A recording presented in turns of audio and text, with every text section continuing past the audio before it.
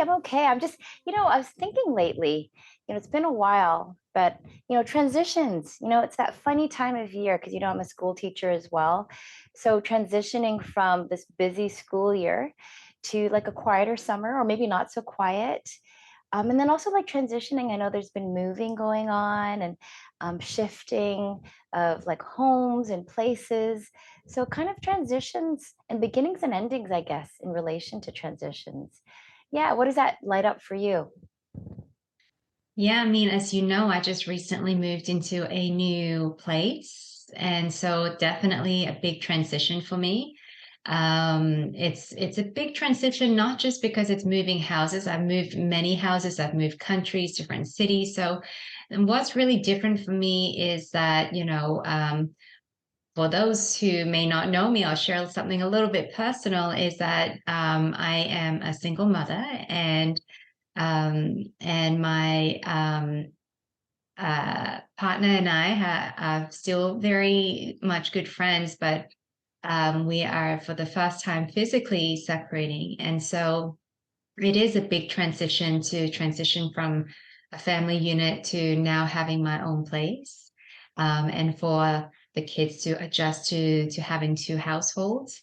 And I'm just so very grateful that, in terms of relationships with the kids and their dad, everything is going really well. And so I'm certainly excited to have my own space because I haven't had that for the longest time or ever. And so, yeah, it is a big shift for me to finally call a place my own and fill it with my energy and my own things. And so it's very exciting. Everything is new and yeah, just adjusting and appreciating all the changes that are happening. I think How people about don't you, Jen? realize, I think they don't realize that actually, like moment to moment, we're always transitioning, and, of course, there's milestone type transitions and ones that are really noticeable. But, even just day to day, when we go to bed and we're still living, even though we're sleeping, there might be transitionings happening physically that our body's going through, and as we're aging as well. And then in our waking life, right? Like, welcoming that new day and just even beginning, if we were to take it, bit by bit, it's a transition, right? And I guess, you know, I was with my nieces and nephew yesterday. It's always very different. It's very playful when you're with little ones, right? Because the smallest little thing for them is still a big deal. They haven't been on earth for very long. My youngest niece is 7, and I have a nephew who's 6, and the older one's 11. So they haven't been on earth for that long, right? And your kids are also, you know, young enough too, right? So it's an interesting thing. And, when they look at so many things, like they haven't been to a 3D movie before. So we went to 3D. I wasn't sure how that was going to be, but it was interesting. Like they were ready for it, and just sort of the awe, of seeing things like them turning around, going, "Auntie Jen, it looks like it's right in front of me," and I'm like, "Yeah," So all these little moments, are transitioning from someone who had never experienced whatever it was to now experiencing it and then having experienced it. So when we go again, it won't be such a mystery, or maybe it'll still be just as exciting because it was very exciting for them. So it's interesting. What do you think about how we can just bring it into even just every day? Well, yeah, I mean, like we think of transitions as something that is big, that's happening, that really puts our daily routine or changes it in a big way, or big life changes. And those are, I think, really wonderful as kind of checkpoints for us to really reassess where we are and where we're going. And some of these transitions are not necessarily smooth and gradual. It could be a big shift that you're like completely knocked off your feet and going, oh my gosh, what just happened? And so I think those big transitions are wonderful times for us to really check in with ourselves and great opportunities for us to really realign our values, our intentions, and our heartfelt desire, and see whether we're still headed in the right way, or whether we need maybe these are wake up calls that we need to go on a different way. But you're right in that there are transitions every day and from moment to moment. And this moment is we don't know what the next moment will bring, right? Um, and I think that with the smaller transitions, it's really we miss them because um, we're so oriented about what might happen in the future that we're already thinking ahead as to, oh, I got to do this, I got to do that, and then that has to be in place, and we miss kind of the smaller moment to moment transitions. Um, and I would even argue if we are really present to what we're feeling, are there still transitions? I wonder. So yeah, it's definitely interesting. I think it's great to bring this up in conversation for us to really just to get to have a think about that and say, okay, am I appreciating all the things that are happening? So like I said, the big changes that might happen once or a couple of times a year versus the changes that are continuously happening, but we're not really noticing, like aging until a certain, maybe a birthday or something, or gray hair or whatever it is that you realize, oh my gosh, I am changing. Um, or versus the things that are more, that has a timeline, like, it's the end of the school year, and then there's a very um, clear stop and transition into something else. Um, yeah, it's definitely interesting. So thanks for bringing that up, Jen. Yeah, and you're right. Like the milestone ones are very important that we have in our life. Um, and I was reflecting about one of those, some of because I'm so grateful to be with the partner that I have now, right?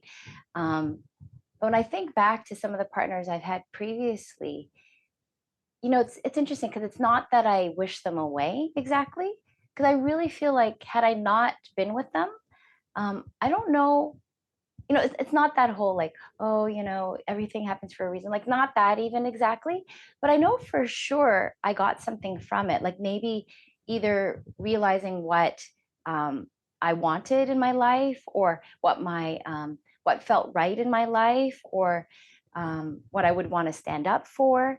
So there were definitely sort of markers along the way that, although like, part of you is kind of like, oh, like at the moment it doesn't feel that great, but thankfully, like you said, because now we can get older, we can look back and really appreciate what those different sort of milestones or pointers have brought us to, like relationships, for example.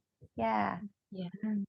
Yeah, absolutely. And so, yeah, I think I was talking about regret recently, and there was a time when there were many regrets. Go, oh, I wish that didn't happen. I wish that part of my life would have been different, and so on.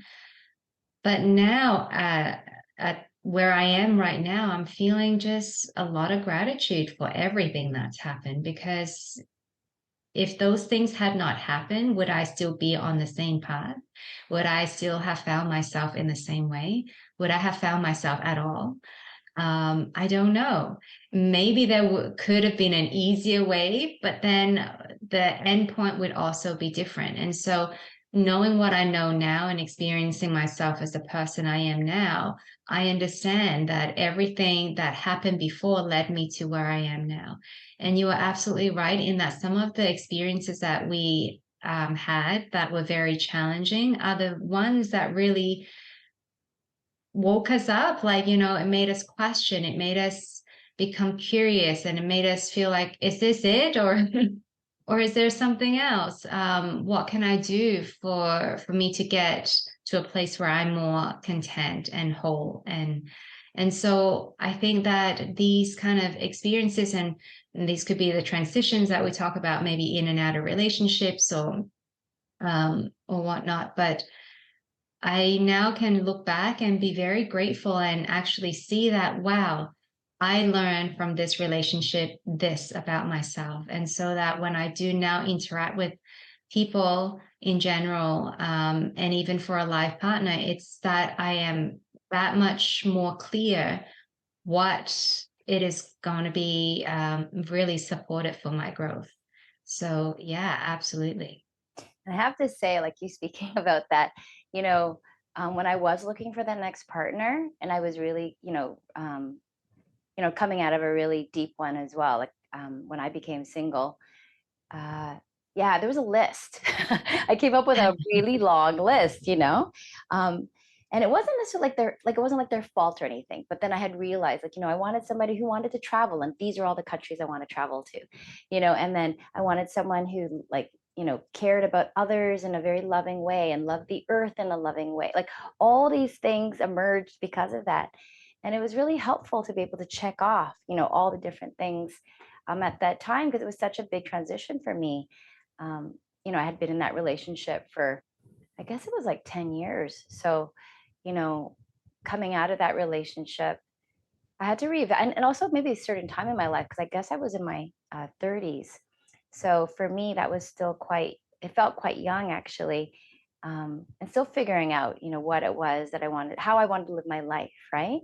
So it's an interesting thing, when you face a challenge or um, this pointer or this marker, maybe you can take that moment and see, like you said, reevaluate is what is it that you want to how do you want to live or what is it that you want to bring into the life for the next while or what would be your best way, like you said, checking in. I guess I didn't know about heartfelt desire back then, but maybe that was part of it too, figuring out the why in the world, right? Yeah. Yeah. And, I think I forget who said this. Maybe it's even Richard, but what was it? It's like every challenge is an opportunity for growth. And it really is. And that's how I see challenges now is that, they're not in my way. They're actually helping me grow. And also, I have the choice to take this lesson or not, right? But when you see it as an opportunity for growth, and if growth is what you intend for yourself in this lifetime, then the challenges don't seem as scary. And you might take it on as a challenge in a positive way and think, oh, okay, what am I supposed to do here? How exciting it is that this is an opportunity for me to really grow in this direction or that direction. So yeah. You make me think of witnessing. I feel very blessed that we have these tools now, right? Because we've actively practiced them ourselves in order to bring them into the world. So we can witness, when things are happening. And then maybe it's not even a challenge or, um, it's just an experience, right? Just like you were sort of saying about maybe there might not even be transitions. Like maybe they're just experiences in life. They're just moments and maybe we feel them in a different way. And then that's okay. We don't have to react. It maybe some may bring up a different feeling in us, but it's just a different feeling, right? It's no better, no worse. It's just we prefer maybe certain feelings in the body that might emerge with certain experiences. But then they're just experience to experience all the time, right? Like you were saying. And I think that, when we're talking about transitions and changes, and one thing that we tend to do is to really get comfortable with what's familiar. And so any changes, even if it's a positive change, can feel scary. It can feel that we don't want to move forward, even if the change is positive, because we cannot foresee what might happen, even if we think it's going to be a good change for us. And so I think that sometimes transitions could be very helpful to point out where our attachments are in life. And as we know that attachments is, one of the causes of suffering. And so if we can start to be more conscious about where these attachments are coming from, now we can also have a way to work with these attachments. You can't work with something that you don't know exists. But when you now go and say, oh, why is this transition so hard for me? What am I attached to? What is it that I want to hold on to and have it stay the same? What am I afraid of? What am I resistant to?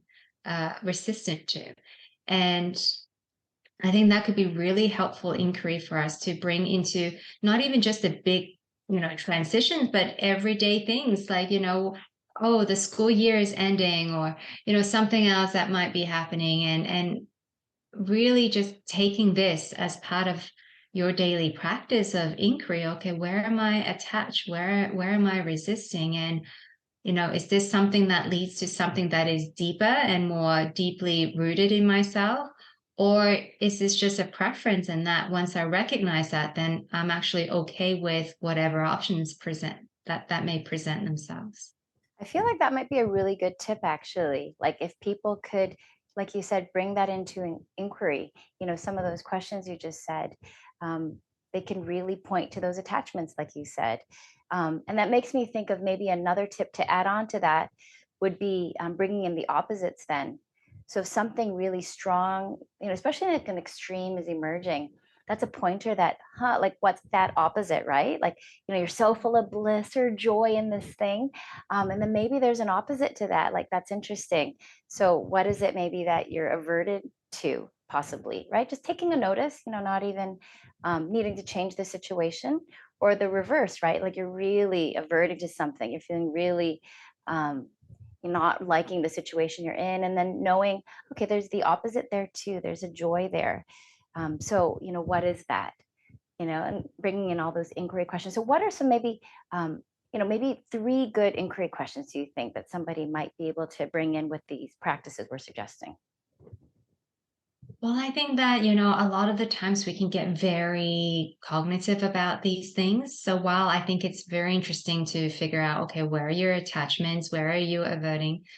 Um, so that could be a first step in just in realizing that, oh, I'm really uncomfortable with this change. Where am I attached? What are my thoughts around this? So locate that. But instead of going into storytelling, which we tend to do, I would say, can you feel into that? So, where is that attachment in your body? How does it show up? As you feel it in your heart, in your belly, or anywhere else? Is it a contracting kind of feeling, or is it a pulsing or movement or a temperature to it? Like, you can really inquire into the sensations of the body instead of going back to, yeah, it's my attachment because it came from childhood and then this happened. And then we kind of actually get further away from ourselves when we get into our story. So I would say, yes, find those attachments or maybe recognize one or two, but then come back to the body and feel into that. And I think I would just start with that. I wouldn't even do too much. If attachments is not something that you can find, then maybe do the opposite. Where are you resisting and where do you feel that in the body? Yeah. Yeah, I think that's great, actually. Yeah, because is still a disconnect with a lot of people. So even just the experiment of where do you feel that in the body, and then when they notice, gosh, it's always my head. My head is always pounding when this arises, or oh, there's a gentle warmth, that's waving over the entire body, like such a contrast that they might be able to notice more and more. Like, okay, I get it. This pounding headache. Okay, it's alerting me to something.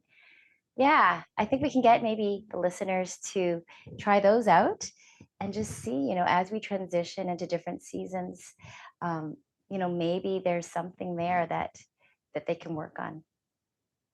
Yeah. Wonderful. Well, thank you, Jen. Thanks a lot. I'll talk to you again. See you See ya. soon. Bye.